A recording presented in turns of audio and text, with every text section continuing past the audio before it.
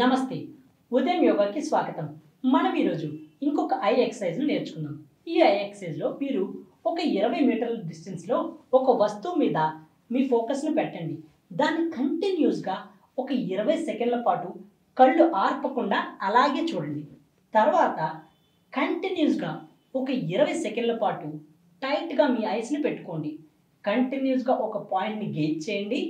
కంటిన్యూస్గా ఐస్ని టైట్గా హోల్డ్ చేయండి. మనం ఇప్పుడు ఒక 10 సెకండ్ల పాటు ప్రాక్టీస్ చేద్దాం.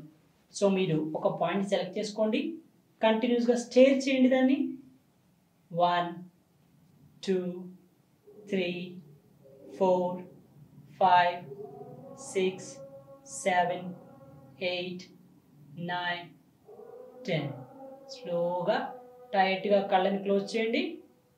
10 సెకండ్ల పాటు 1 2 3 4 5 6 7 8 9 10. స్లోగా కళ్ళని తెరవండి. సో మీరు అబ్జర్వ్ చేస్తే మీరు కంటిన్యూస్గా స్టేర్ చేసినప్పుడు మీ కళ్ళ నుంచి నీళ్ళు రావడం అనేది సహజం.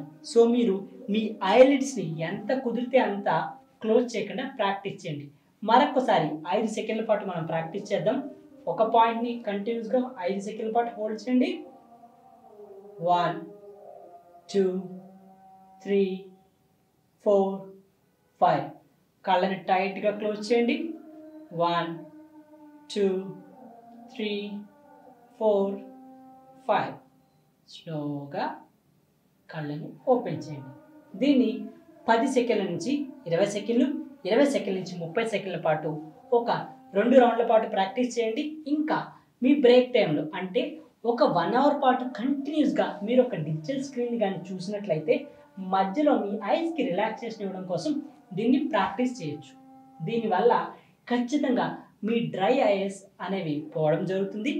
దానితో పాటు మీ కంటికి రిలాక్సేషన్ అనేది కూడా జరుగుతుంది. Thank you.